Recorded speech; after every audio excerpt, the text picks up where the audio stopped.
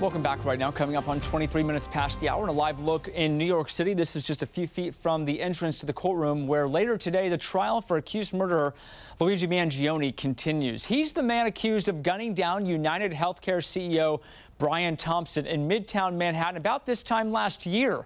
According to the court records, today will be another pretrial hearing and will sort out which evidence the jury will be allowed to see at trial.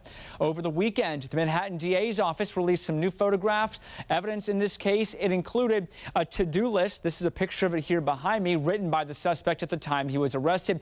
In addition to that evidence, there's a lot more that they're talking about today, like zip ties, a USB necklace, a credit card, a bus pass under a fake name. All of this information, though, here's the kicker with all of this, was found in his backpack, and his attorneys, Mangione's, are saying that search was warrantless, so they want all of it thrown out. He has pleaded not guilty to all the charges. We'll track this for you here today at the live desk.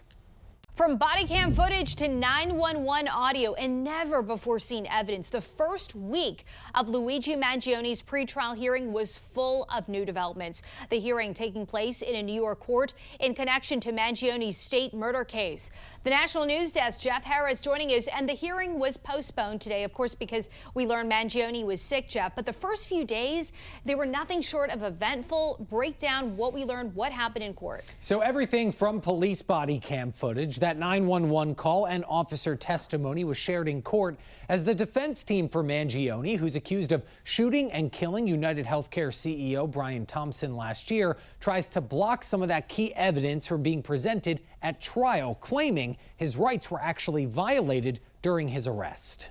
This week, a high-stakes pretrial evidence suppression hearing for Mangione kicking off in a New York courtroom in connection to his state murder charge. Among the key developments, a 911 call made from a McDonald's in Altoona, Pennsylvania. I'm a manager at Plank Road McDonald's out here on the Boulevard. Okay. And I have a customer here that some other customers were suspicious of, that he looked like the CEO shooter from New York. Altoona police also releasing dispatch audio from that day, where officers can be heard responding to that 911 call. We swing down to McDonald's East Plank Road, 407 East Plank Road.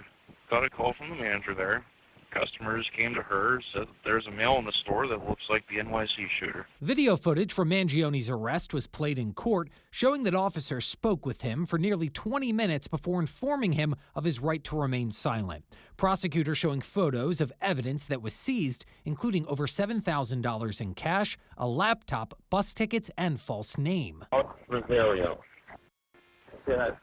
I ran it a couple times. For some reason, nothing's coming back. Now, the officers who responded and ultimately made the arrest testifying as well, telling the court Mangione claimed he was homeless, adding, quote, "I knew it was him immediately." Mangione's defense attorneys are trying to block key evidence from being presented at trial, arguing that police questioned him without reading his Miranda rights, an argument former federal prosecutor Nima Romani believes has a chance of working. An arrest isn't necessarily putting the handcuffs on. It's when someone reasonably believes they're not free to leave. They're also arguing Mangione's backpack was searched without a warrant, which contained the alleged handgun used to kill Thompson, a 3D printed silencer, and a notebook which allegedly had writings about his disdain for health insurers. An argument Romani tells us has little chance of success. It's pretty clear that law enforcement could have arrested Mangione when he provided a false name and false identification.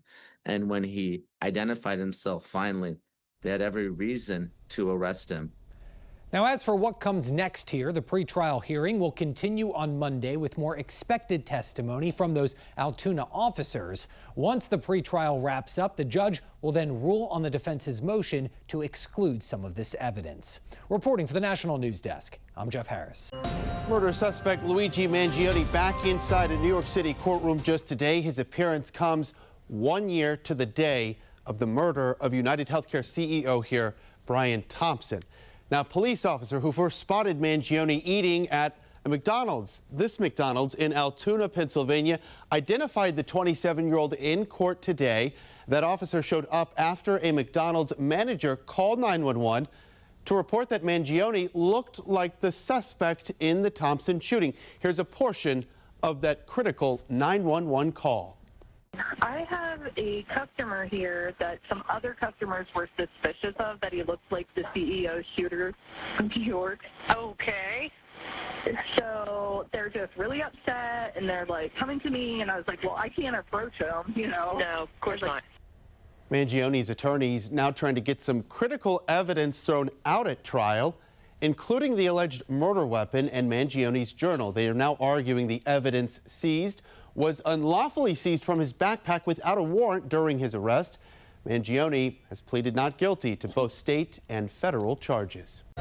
Let's go out live to New York City now tonight, where Luigi Mangione appeared in court for a pretrial hearing in hopes of getting key evidence in his case tossed out. His attorneys now arguing that evidence was recovered illegally during a warrantless search of the suspect's backpack when he was arrested for allegedly shooting and killing UnitedHealthcare CEO Brian Thompson. They are now requesting his diary entries and a 3D printed gun be tossed in the case from the Pennsylvania state side. Mangione was arrested in Altoona, Pennsylvania, at a McDonald's there nearly 1 year ago, back on December 9th. They now argue that evidence was recovered illegally during that warrantless search of the backpack, which the prosecution now denies.